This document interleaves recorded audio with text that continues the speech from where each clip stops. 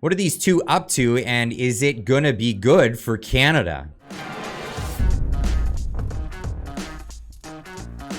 Now, before we get started on this is my video from yesterday, and this I made a mistake in this video, and I want to correct the record immediately. Now, I was talking about Chrystia Freeland and this scarf that she was holding up at a protest as the Ukraine war just started up. Now, what I said in the video is that this was blood and soil that was the insignia on the scarf. That's not correct. It actually says Slava Ukraini.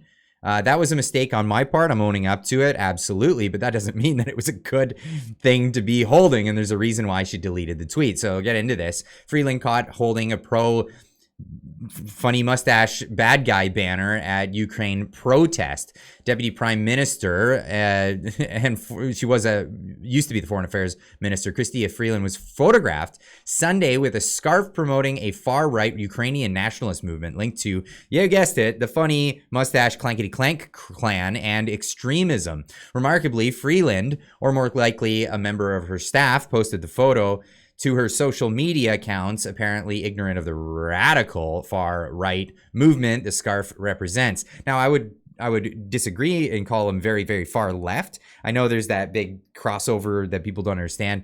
They were socialists, so you need to understand that. We're going to get into this. So the post was deleted, later re-uploaded with no scarf in it. So obviously somebody caught wind and said, whoa, delete it, get rid of it, put the other one up. Now, the red and black flag has historically represented the Bandera movement in Ukraine. Stefan Bandera was a nationalist socialist, Ukrainian politician during the Second World War who is accused of war crimes and leading atrocities against Jewish and Polish people. He's an incredibly polarizing figure in Ukraine. So not everybody who's Ukrainian agrees with him, but some people are very keen to this. Some view him as a national hero who fought for Ukrainian independence. Bandera helped create the Organization of Ukrainian Nationalists, the UPA, the organization that legacy media reports have described as being far-right and extremist, and who have been characterized as clankety clank mustache people. The Bandera and the UPA are controversial for several reasons. Critics point to the mass killing of up to 100,000 Jews and Poles, and the fact that the UPA cooperated with the bad guys in Germany at the beginning of World War II until it became clear that the bad guys in Germany wouldn't recognize Ukrainian independence. Wow, big surprise. Side with bad guys, they turn on you. But this is the thing, and this is what's been going ahead. Now, some might say this was a mistake, but here's a Ukrainian festival parade. I'll leave a link in the description down below. Back in 2016, where, you guessed it, Chrystia Freeland was in attendance. She was there. She was there celebrating all of this, and guess who else was there? People celebrating Bandera, and that's obviously... You wouldn't show up to a parade with these guys, or you would tell them don't show up and don't be a part of this if you didn't agree with it. And this is where we are now. So this is the correction, and this is where we're at. But let's get into the warmongering from Justin Trudeau and Chrystia Freeland. We all saw recently they stood up and celebrated a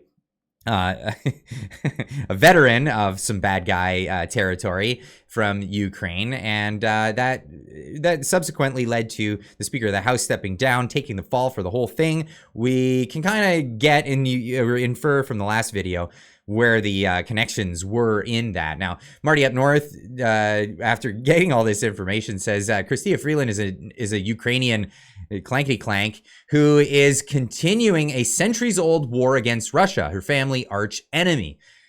It's a family tradition. Once you accept this, everything she has done in the last few years makes perfect sense. Thanks to Clyde for helping me see this clearly. We were talking about this before he posted this, obviously.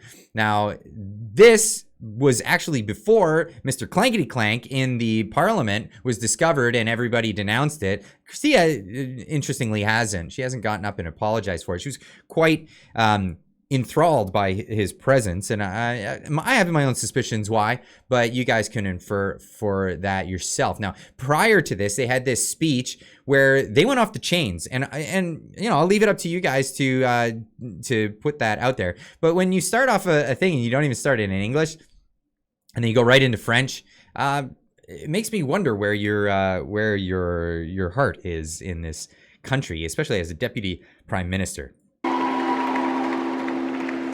Slava Ukraini! Slava Kanagi! Yeah, anyway, Kannagi, apparently we all live in Kannagi now.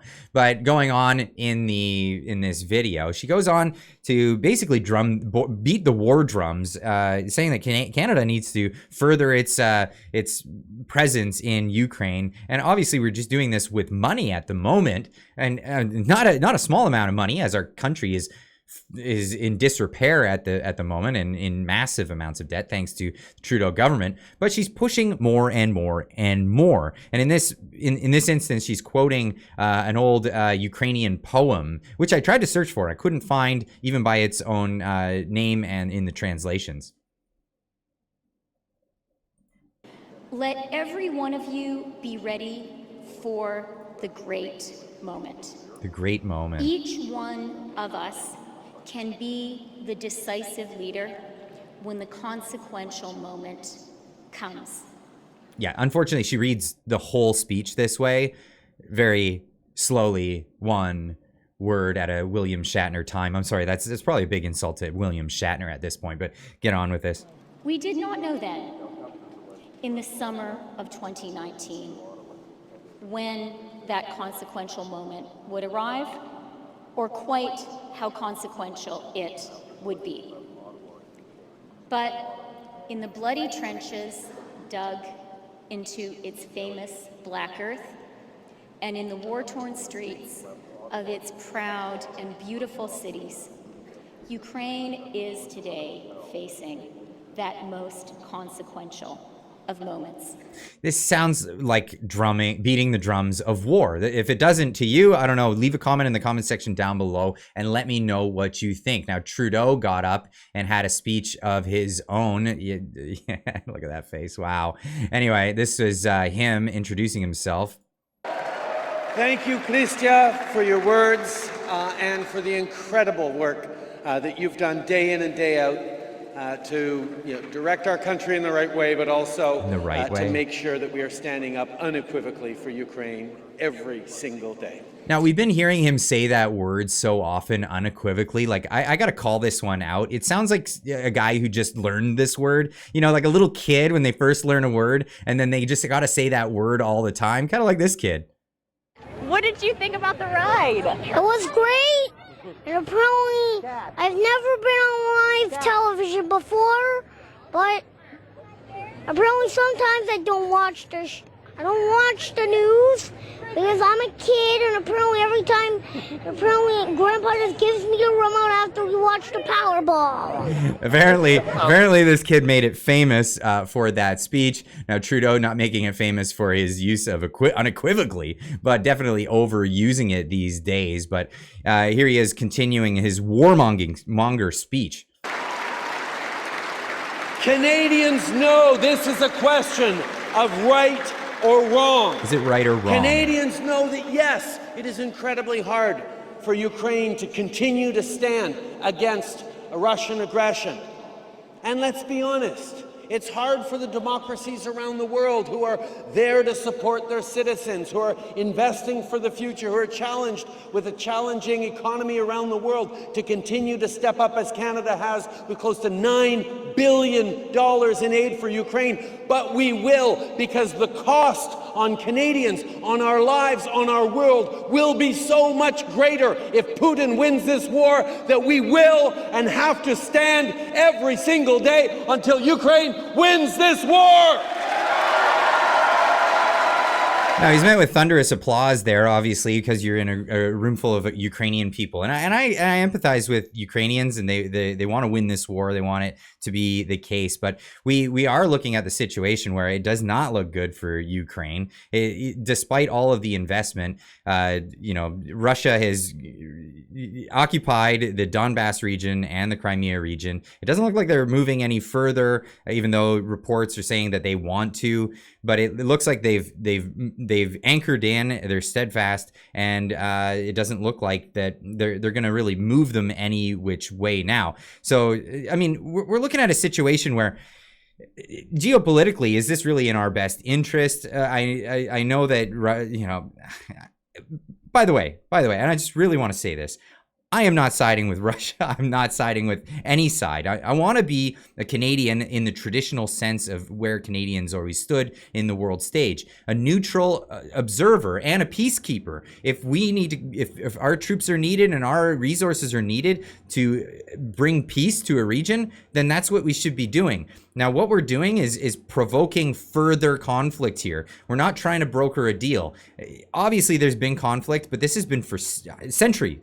This is a century-long war that has been taking place for the Ukrainians. Now, there's a lot of nuance to the whole situation. I'm happy to hear it, and we're happy to hear this in the comments down below. But we are stepping outside of the boundary of what we have traditionally done as Canadians in our peacekeeping way. We should be working to broker a deal of peace in the region. And I know that there's, you know, reasons of resources that, you know, certain certain geographical nations want to secure resources. And, you know, perhaps that's why Russia's doing this in the first place. But this, again, is not the purview of Canadians to put all of our resources and even our military resources, leaving ourselves stranded if we ended up in any kind of conflict moving forward. But this is where we are now.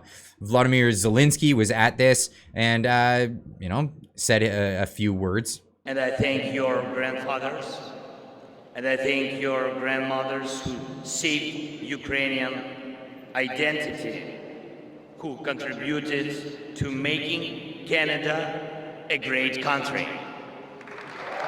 Well, we saw further later when they had their parliamentary meeting, one of those grandfathers that came and was instrumental in some things over in Ukraine for that in particular. But again, this is where I want to say, like, there is a limit to what we are willing to sacrifice for a regional conflict. They are not an ally for us in NATO. Again, links, leave a comment in the comment section down below. Tell me why we should be part of this conflict, because we're going on, what, a year and a half into this, and it's not looking good. It is not looking good. We should be, again, trying to broker peace, not pushing for further war, because at the end of the day, the only next step to go in, while Ukraine has lost so many in this conflict, would be for Canada to enter the war. And that is not something that I'm willing to do. And I don't want to sacrifice my children. And I don't know if this guy would sacrifice his. Anyway, leave a comment in the comment section down below. Let me know what you think. And we'll see you tonight in the live stream. It's coming up right away. I've got guest Lauren Southern in the live stream. This is at 9:30 Eastern. Tune in, and we'll see you then. Keep on trekking.